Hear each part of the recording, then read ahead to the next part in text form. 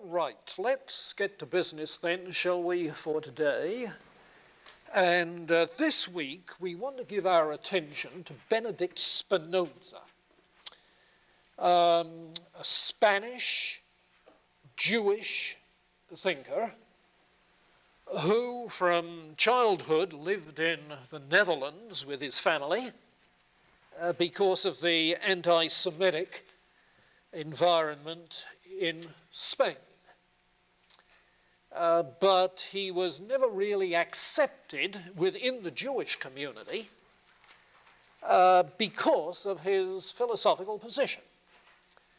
And as you read Spinoza, you will readily see that he is much more the pantheist than the theist, and consequently he simply does not take Jewish beliefs literally concerning God, and that was the source of the problem.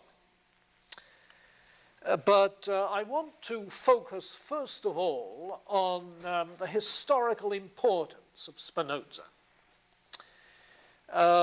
so that we can see why we want to spend as much time on him and how he fits into the overall picture. The last 2 weeks we were talking about Descartes, René Descartes. And the first thing to notice about Spinoza historically is that he continues the method that Descartes employed. That is to say, the geometrical kind of method proceeding from definitions and axioms logically to prove theorems and conclusions. That's geometry. And Descartes, as we've emphasized, adopted that in his meditations and other of his writings. And so indeed does Spinoza. In fact, the history books refer to the Cartesians, and I commented on some of them on Wednesday of last week. But Spinoza, by any account, is a Cartesian by virtue of this methodology. His first philosophical publication in 1663, when he was just 30 years of age, had this interesting title: Parts 1 and 2 of Descartes' Principles of Philosophy demonstrated in the geometrical manner. And what he did was to spell it out literally in the format of a geometry textbook, with definitions and axioms and theorems, with proofs and so forth. And as perhaps you've noted if you started reading ethics, and Spinoza's Ethics, and I can't think of much you would rather do over a Thanksgiving weekend than read Spinoza's Ethics. He does precisely the same thing there. He starts with definitions and axioms and then proceeds to state and prove theorems, and after each one he writes in true Euclidean fashion, QED, quaderat demonstratum. I don't know where they have it in modern geometry textbooks. They sure did in the high school geometry textbooks I used. Yeah, the Cartesian method thoroughly followed through. You'll be interested in the way in which one writer, Stuart Hampshire, who did this Penguin book on Spinoza, the way in which he talks of the method. Spinoza insists that his words, and particularly his words about God and his attributes, must never be understood in their vulgar, that is to say, their common and figurative sense, but only in the special sense given to them in his definitions. Now, keep that caution in mind. when you read Spinoza referring to substance, or to mind, or to God, or to good, check his definitions, because he wants to use them strictly in that defined sense only and not in the common ordinary language sense. He considered almost everything that had been written and said about God and the creation of the universe meaningless, since unphilosophical people are incapable of conceiving God clearly. They are by training incapable of understanding what they cannot imagine. They're so tied to their senses. And subsequently, Descartes was a rationalist. There's a priori knowledge. That's what they couldn't understand. And for this reason, he wrote both his early exposition of Descartes' philosophy and his own great definitive work, The Ethics, in this geometrical manner as a succession of propositions with supporting proofs, lemmas, and corollaries.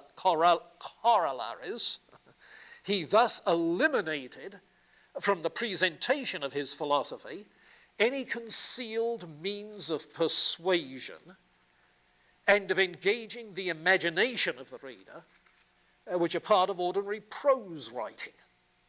No rhetoric, just plain logical form. Okay? He wanted the true philosophy to be presented as nearly as possible in an objective and impersonal and free a manner, free from appeals to the imagination, as was Euclid's Elements. Okay? Well, that is Spinoza with his method. And I think you have to see what he's doing in order to follow the thing through. Remember that this is the age where there was a crisis of authority with regards to human knowledge, where skepticism had again reared its head, and where Bacon and Descartes had, in their separate ways, tried to establish certain bases on which we could build a truly scientific knowledge.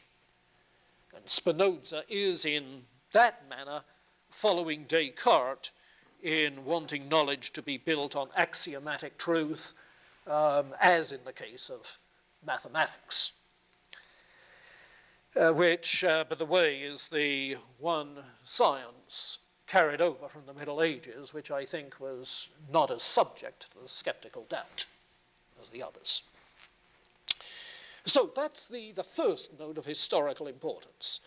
And Spinoza, therefore, transmits that method to those who come later, and we'll see something of the same thing when we look at Leibniz next time, although Leibniz, by and large, does not lay it out in the form of a geometry textbook, but he's the same kind of rationalist. The second important thing to notice is that while he has a tremendous admiration for Descartes and adopts some of Descartes' particular positions, he modifies Descartes' overall point of view in very clear-cut ways. Descartes was a dualist in two senses. The duality of mind and body, and the duality of God and nature. Spinoza rejects both dualities. Spinoza is a metaphysical monist.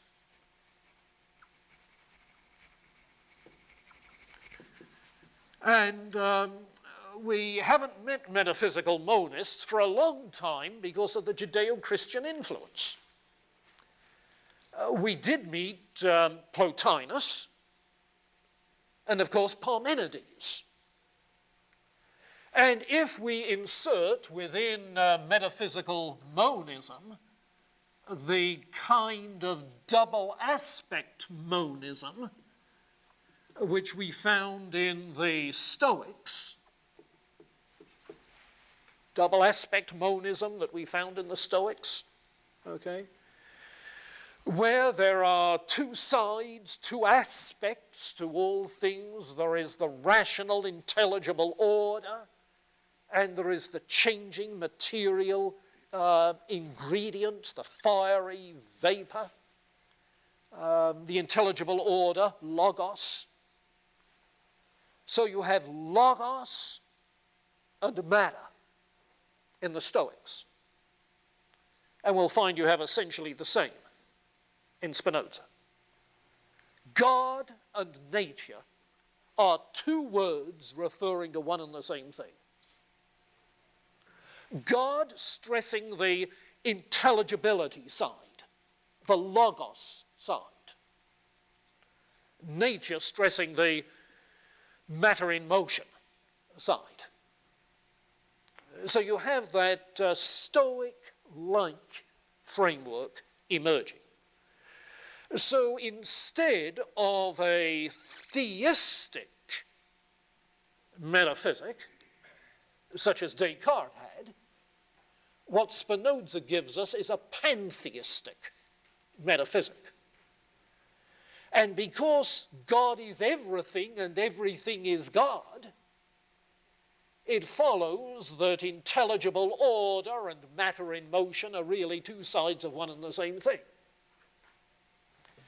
And instead of mind and body being separate substances with wholly different properties, mind and body are just names for two aspects or attributes of one and the same thing. And so he has a double aspect monism all the way through. Now, when we were talking last Wednesday to the faithful remnant of the class about Descartes' ethics, I tried to show that Descartes came out with a Stoic-type ethic. That is to say, an ethic in which it is reason, by virtue of its clear and distinct ideas, which can dispel the passions, control the emotions. Reason over emotion. Now, that Stoic-type ethic continues in Spinoza. So that one of the things that he seems to carry over from Descartes is this approach to ethics, only he does it much more explicitly. He does it very systematically, whereas Descartes does nothing systematic about ethics. The thing is that Spinoza not only writes systematically about ethics, but he grounds his Stoic kind of ethic in a Stoic kind of metaphysic. Get it? He grounds a Stoic kind of ethic in a Stoic kind of metaphysic. Now, in saying Stoic type of metaphysic, I mean a nature pantheism. Nature is divine. The Stoics spoke of nature as providence. In that fashion, Spinoza tends to transmit, he does transmit, to the 19th century. He's, remember, in the 17th century. But he's the link that transmits that monistic kind of approach, a pantheistic kind of approach, a nature pantheism, to the 19th century Romanticists.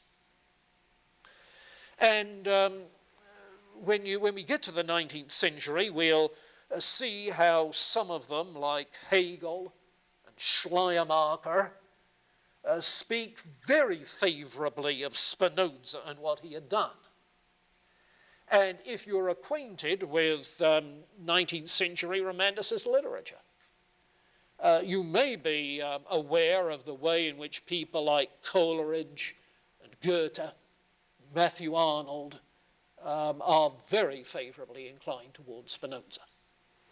So he is the historical link in transmitting a nature pantheism to the 19th century romanticists. Okay. Now, of course, they weren't rationalists like he is. Far from it. They didn't develop an ethic of reason controlling the emotions. Far from it. But it's the nature pantheism which they transmit, which they continue. So that's the second kind of thing, modifications and continuities with regards to Descartes' own position and what he transmits to later on. Now, that immediately leads to a third kind of historical importance, the influence of his rationalistic critique of traditional religion, in his case, traditional Judaism. He's sometimes cited in courses on biblical criticism as one of the originators of historical criticism of the Old Testament literature. He published in 1670 a work entitled the Tractatus Theologico-Politicus, a political theological tract, essay, Tractatus Theologico-Politicus, in which, for instance, he denies that there is any specially revealed truth. Now, why would a rationalistic pantheist say that? Well, you see, if you have confidence in this mathematical kind of method, then it should be possible to infer the total body of accessible truth from given axioms by reason alone, you see. So the sufficiency of the method. But for a pantheist, any special kind of divine act of self-revelation is meaningless. Because if there is no being outside of God, what would it mean for God to act to some being in a self-revealing way? What you get in a pantheistic scheme is what is often called an immanentistic theology. That is to say, if everything is God and God is everything, then everything that is ascribed to God is simply going on within God, not to the outside of God, but going on within God, you see. And insofar as things are going on in nature, thanks to God, it's because God is in nature and nature is in God, and the totality of the being. And so there can be no such thing as special divine revelation. For a pantheist, it's both unnecessary and impossible. Religion, therefore, for Spinoza, reduces to right living. So his kind of Judaism would be analogous to what today is thought of as Reformed Judaism, which is a religious humanism valuing the values, the moral concerns of historic Judaism without the supernaturalist theology of Orthodox Judaism. Because of that, in turn, the role of religious symbols changes. Religious language and religious rites are no longer descriptive or reminders of a traditional God and his mighty acts.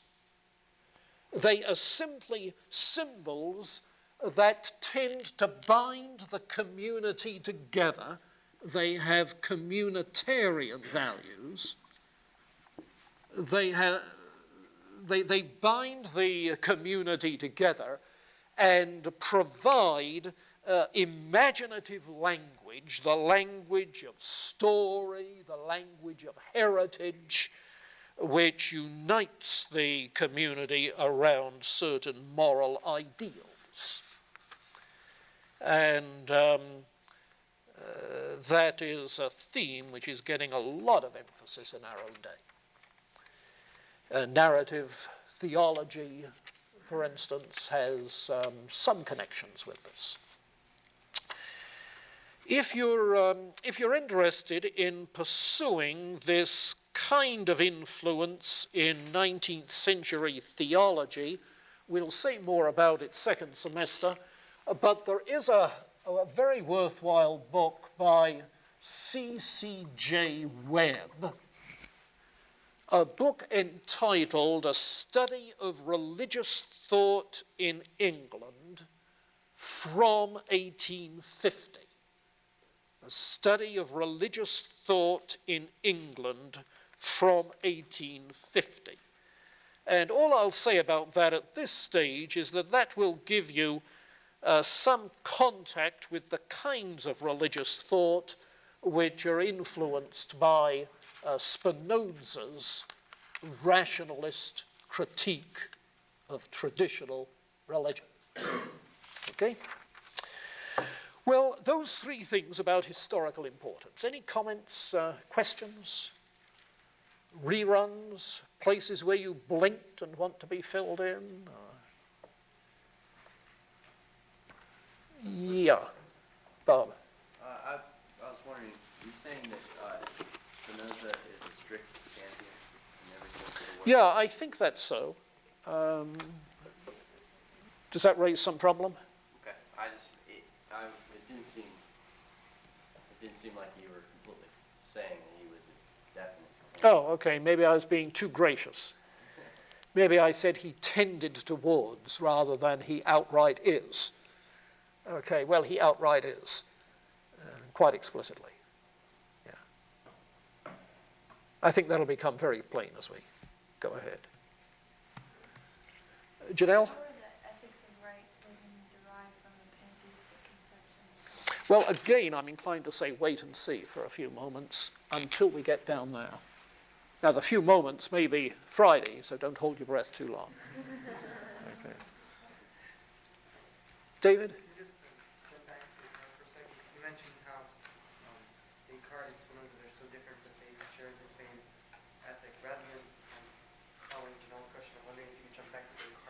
Okay. Yeah. Let me see if I can reconstruct briefly, for the benefit of the not-so-faithful remnant, what we did with Descartes last Wednesday.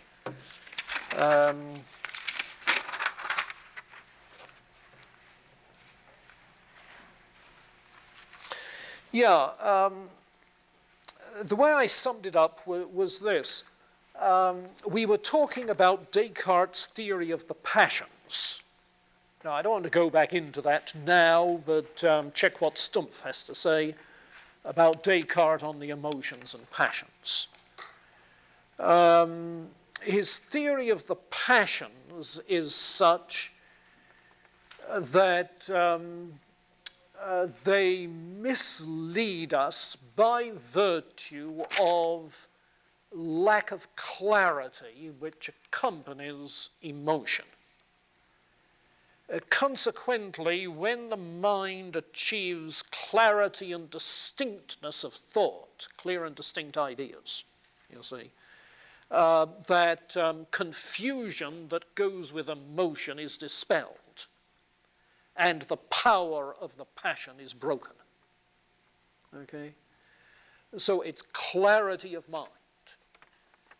Now, before you dismiss that, ask yourself what it is that the psychological counselor, perhaps the analyst, does in trying to get you to remember something or to think more clearly about the circumstances in which such and such happened, you see.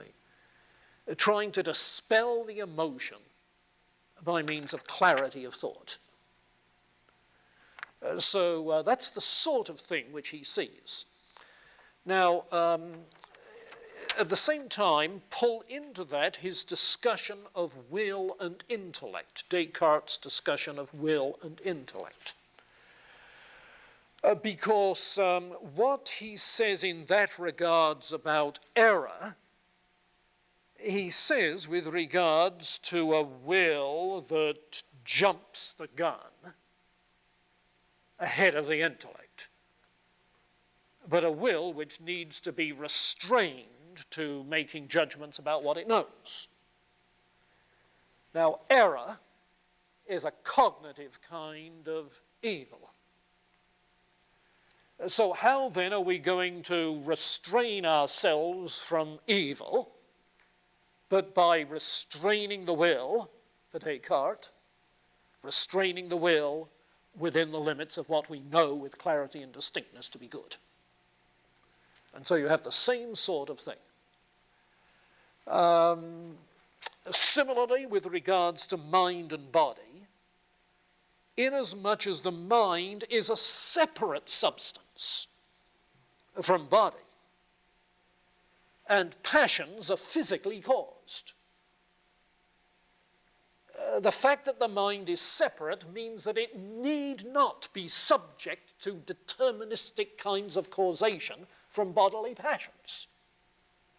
But the mind, by its clarity and distinctness, can assert its independence and again the same conclusion results.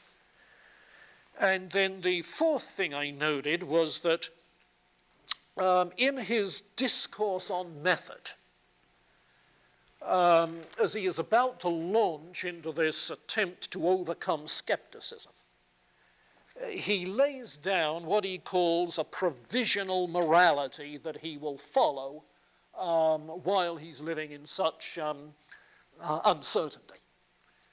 And the provisional morality is essentially this same kind of thing.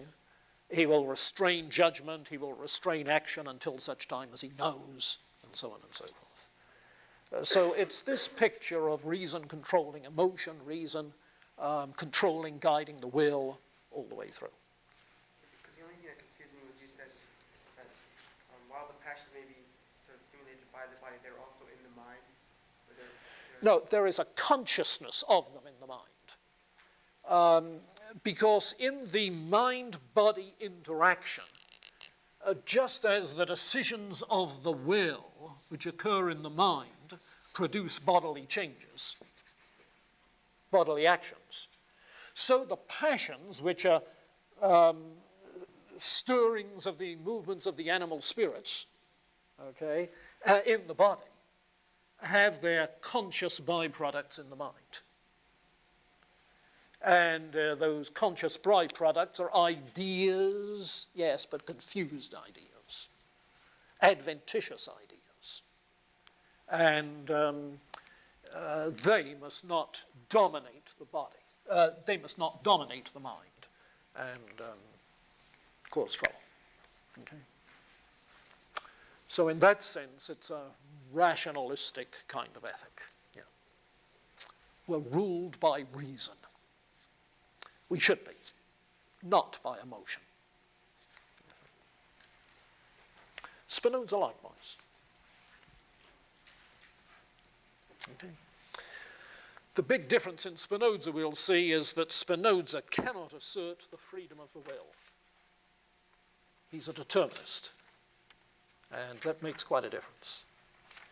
In Spinoza, you begin to pick up a rather familiar paradigm of what follows from a pantheistic point of view.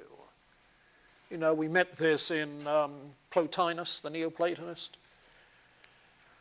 With pantheism, you're going to have determinism. Okay? You won't have any separateness and the kind of freedom that goes with separateness, such that an individual has initiative, is self-ruled. No. And then problems arise about making any clear distinction between good and evil, because what status is there for evil if everything is one? The distinction gets blurred.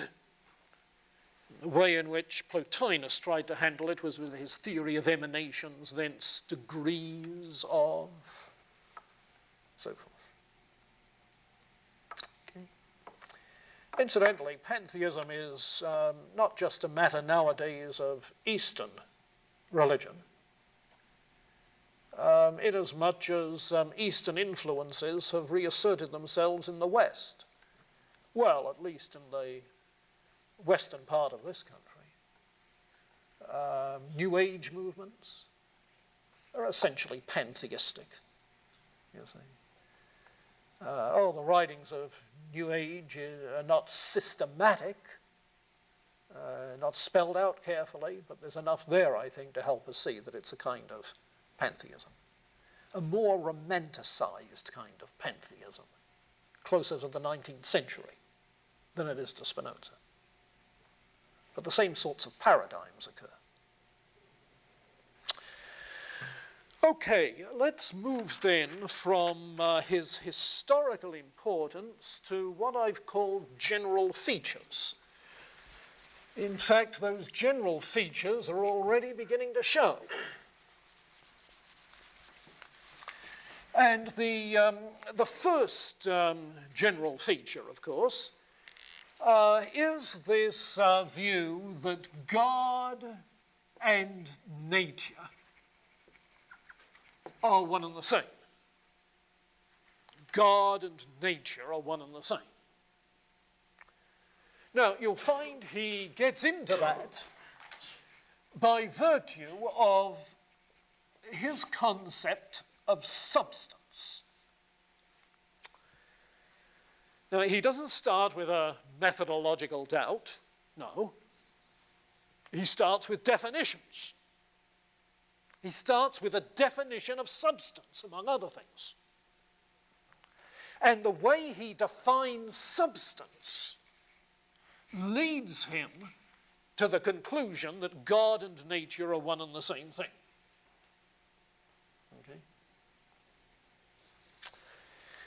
Now, if God and nature are one and the same thing, then you find two aspects of things. That is to say, in God, there is both thought and extension. God is infinite. Extension. As if God is the whole arena of space. But God at the same time is infinite in thought.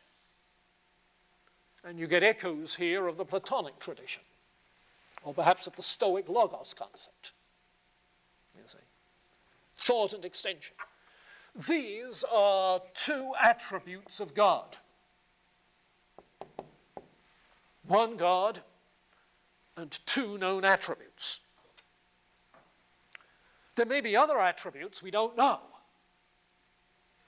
but these are two that are manifest in us and in our experience.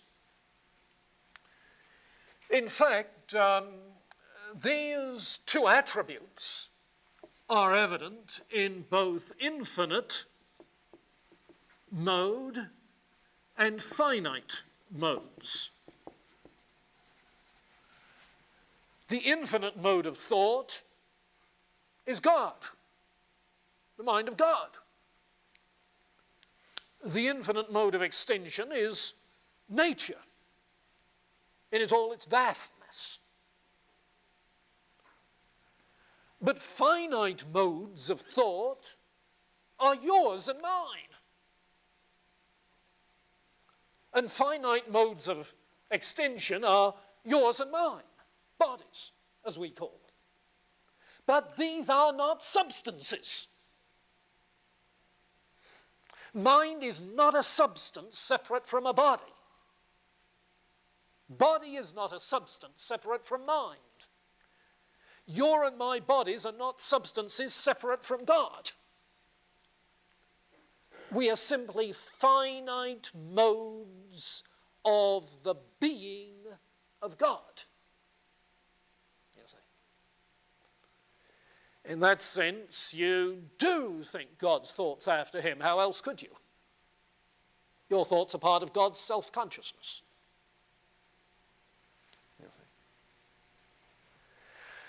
So there is no notion of separate substances in Descartes' sense. There are distinguishable attributes, distinguishable modes. You can distinguish your body from the body sitting next to you. You can distinguish your thoughts from somebody else's. But that's not a distinction of substances. It's a distinction of modes, one finite mode from another finite mode.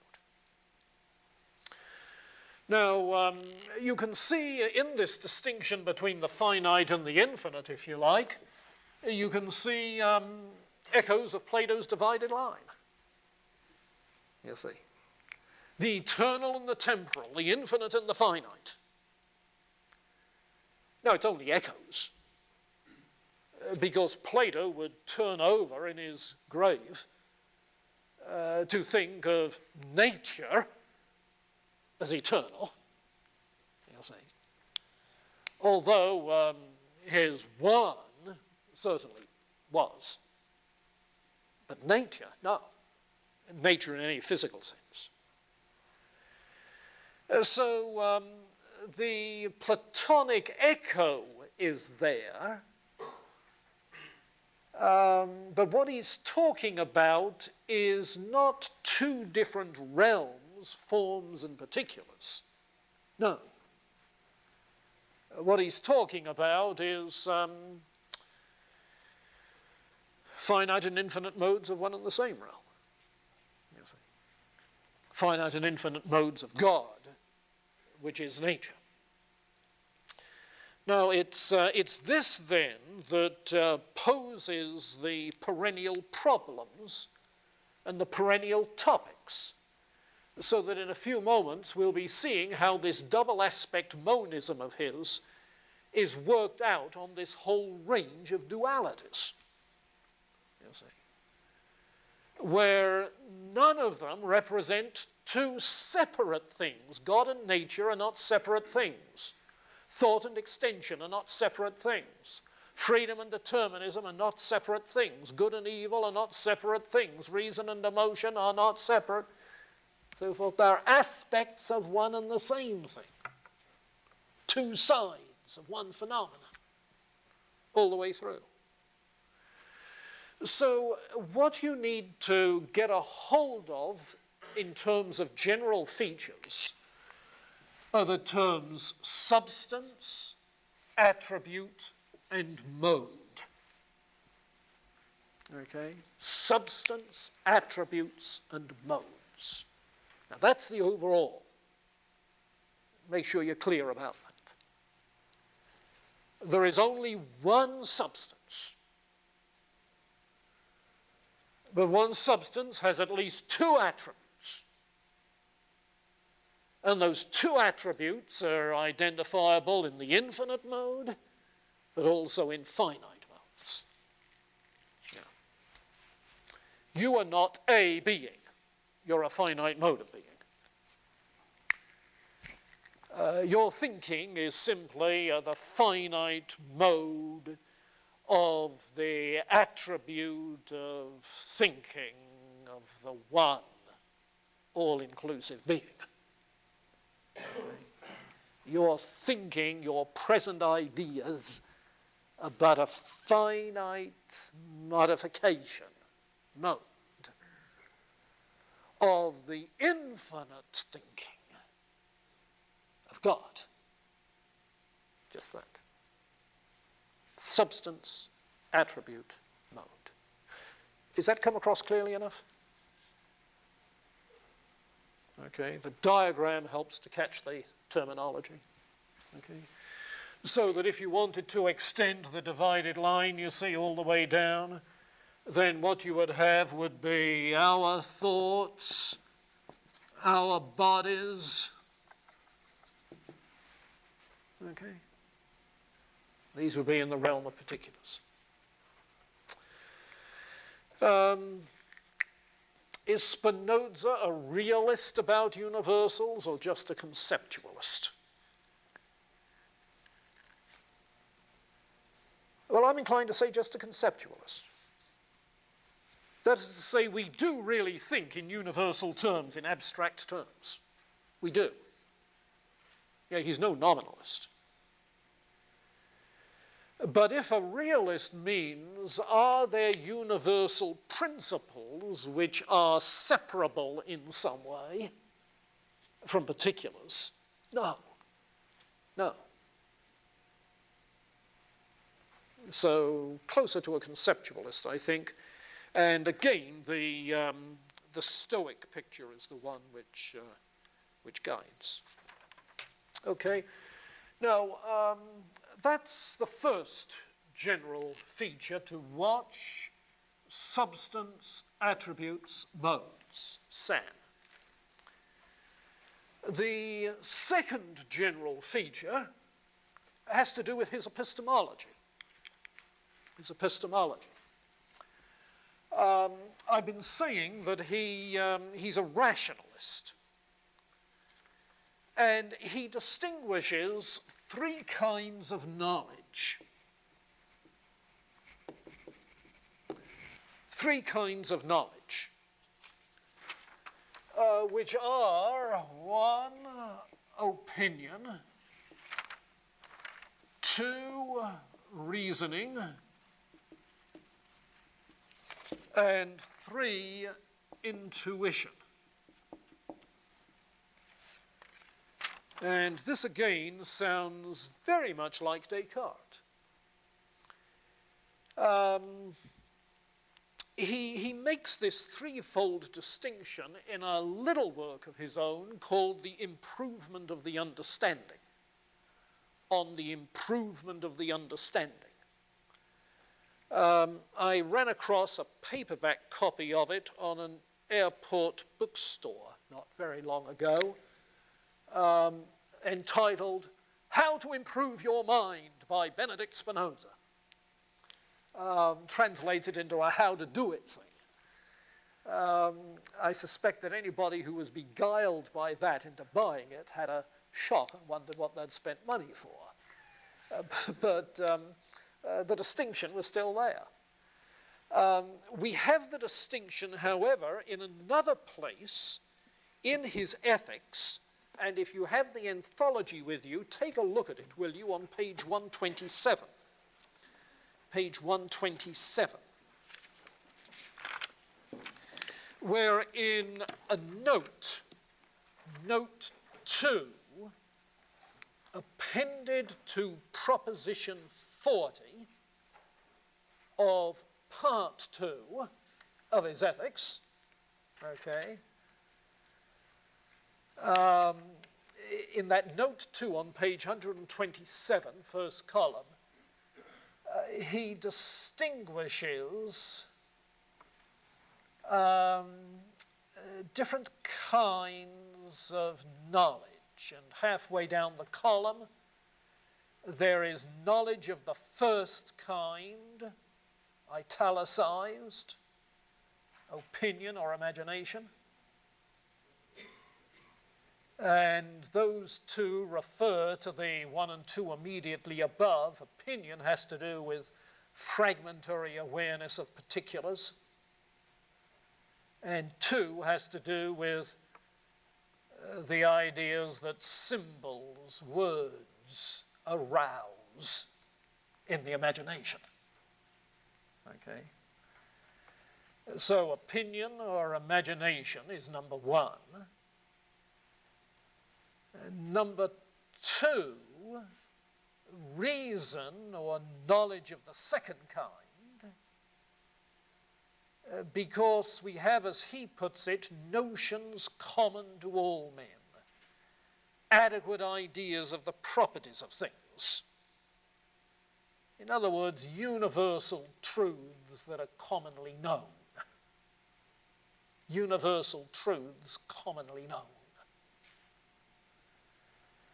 And then third is a third kind of knowledge, which we call intuition, which proceeds from an adequate idea of the absolute essence of attributes of God to the adequate knowledge of the essence of things. Now, obviously, he's talking here in intuition of something which is absolutely certain, which is completely indubitable. You'll find he speaks of this in terms of clear and distinct ideas. Descartes. And he uses the phrase adequate ideas most often when he wants to refer to what is intuitively certain. Remember, the way in which Descartes used clear and distinct was to say, so clear and distinct as to be beyond all doubt. Now, that's what makes it adequate. It's beyond all doubt. So clear and distinct as to be beyond all doubt, intuitively certain. Adequate ideas. Now, watch for that notion of adequate ideas. He obviously is not going to give much credence to opinion and imagination. The knowledge you have that way is fragmentary, it's confused, it's empirical, it deals only with contingent matters, it's involved with the illicit associations of language due to customary usages. Okay? That's the way religious language is, he says. So his rationalistic critique of religion and religious language is really in terms of a critique of the kinds of language used in talking about religious matters. Traditionally, it's been called the language of analogy. But analogy is not the kind of literality of definition which Euclid wanted. It's not the kind of explicitness of mathematical reasoning, you see. And so he has no patience with that kind of language, knowledge. So his concern then is going to be to gain knowledge that is intuitively certain, that is self-evident, that is in that sense adequate. And you'll find that he sees error as due, obviously, to lack of clarity and distinctness.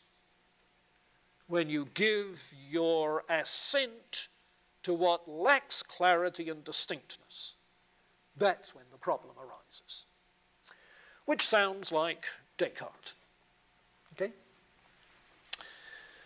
Well then, to start his geometrical pursuit, his method, he's going to have to start, obviously, with some adequate ideas, because nothing else has the intuitive certainty that is required for axioms with which to begin the whole deductive system. Okay? And what he wants to do is to proceed from adequate ideas to adequate ideas to adequate ideas all the way through the chain of reasoning.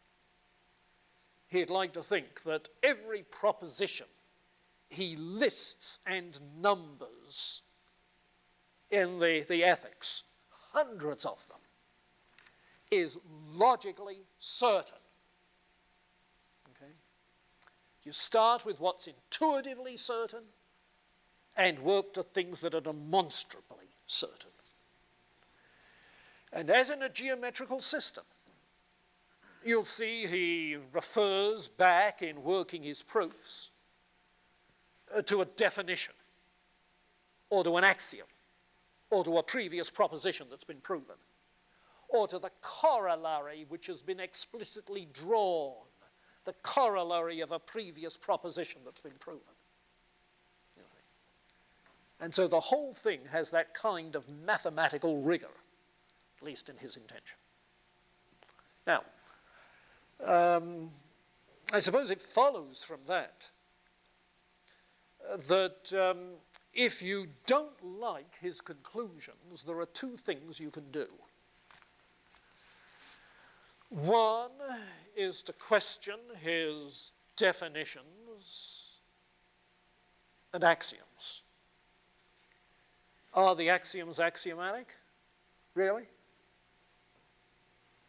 Are the definitions arbitrary? Defensible? You know, how do you define definition? You see, is a definition something we choose in the sense that we decide how this word is going to be used, like in Alice in Wonderland? You see, if that's the way I say I'm using the word, then that's the way I say I'm using the word. Mad Hatter or not. Rather crucial. The philosophy of language begins to emerge in the 17th century as crucial.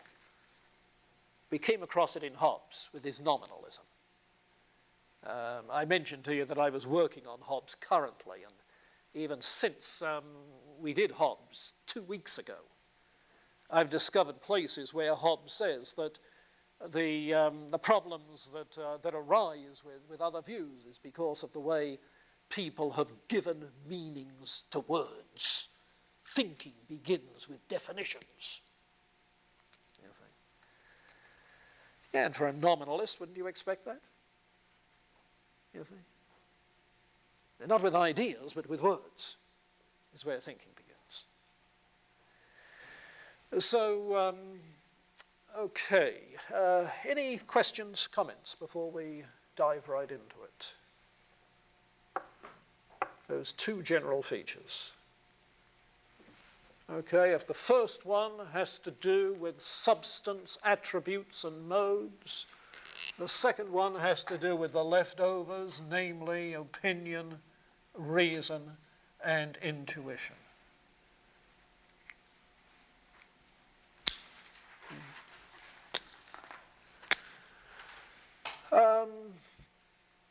All right, let's turn our attention then, shall we, to some of these double aspects. And that's what's going to have to occupy us for the rest of Spinoza. So, God and nature. God and nature. Turn in the anthology to page 110 and look at the definitions.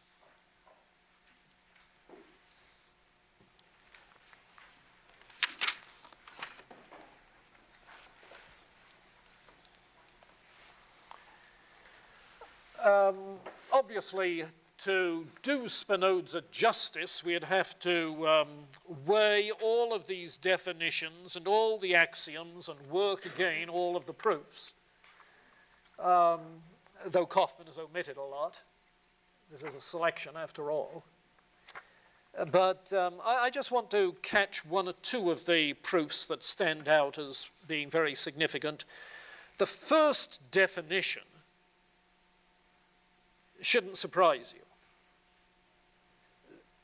By that which is self-caused, I mean that of which the essence involves existence,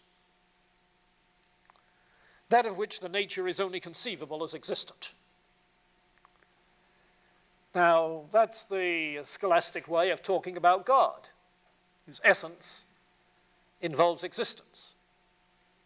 That was the basis for Descartes' argument for the existence of God in Meditation 5, his ontological argument, from the concept of God as one whose essence involves existence. Okay? Then look down at definition 3.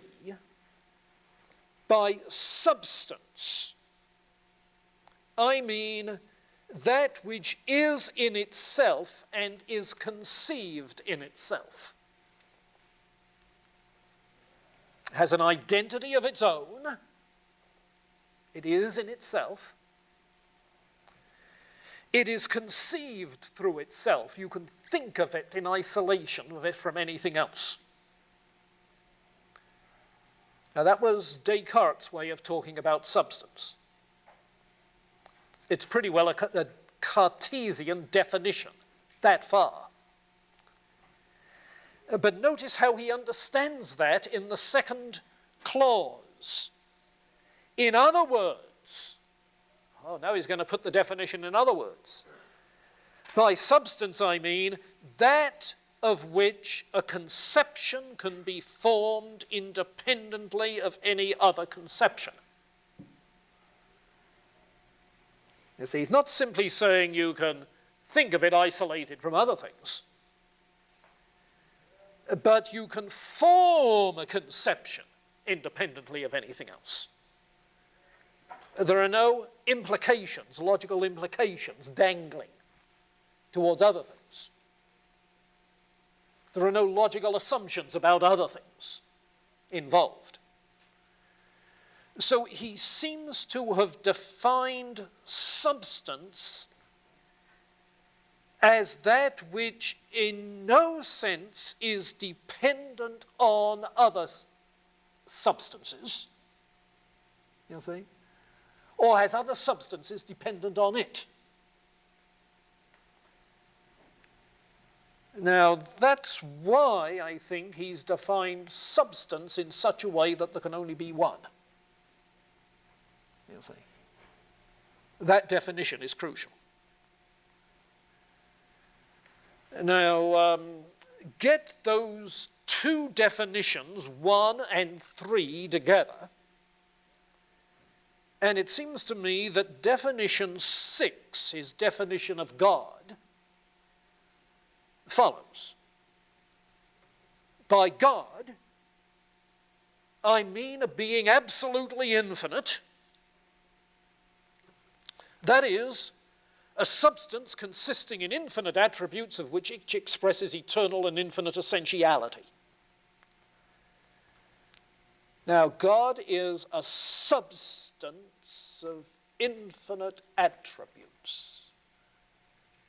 Now, with infinite attributes, you see, what you're saying is that God is an independent being that is all-inclusive. Each attribute expresses eternal and infinite essentiality, yes, whose essence is to exist. That's why he's a being, necessary being. So you can see the implications of these definitions standing out right away. They are definitions which clearly now we can see are anticipating what comes later. And look at the proposition number 1. Proposition number 1.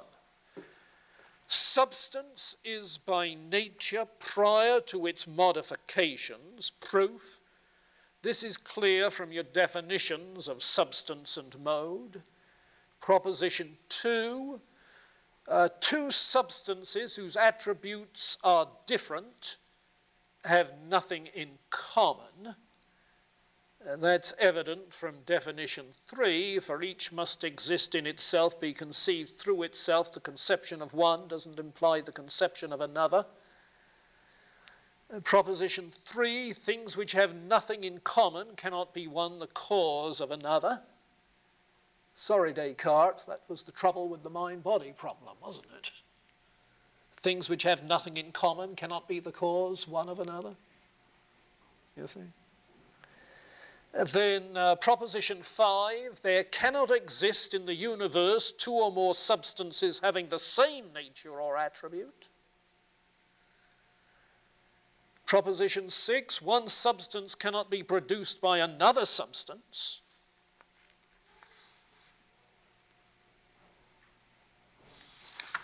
And let's see, by the time you get to proposition 6, that means that God and nature cannot be two separate substances.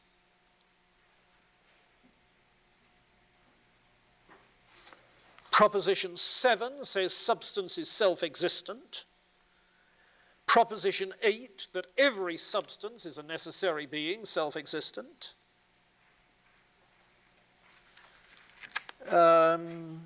Proposition 11 says that God or substance consists of infinite attributes of which each is essential, that God necessarily exists. And finally, proposition 14 draws the conclusion, besides God, no substance can be granted or conceived.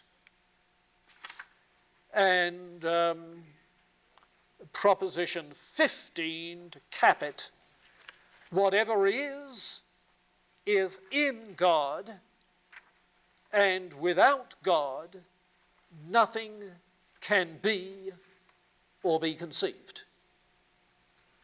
And so there is only one God, only one substance, God or nature. Okay? So the God and nature turns out to be God or nature. The phrase that he used, Deus sive natura, God or else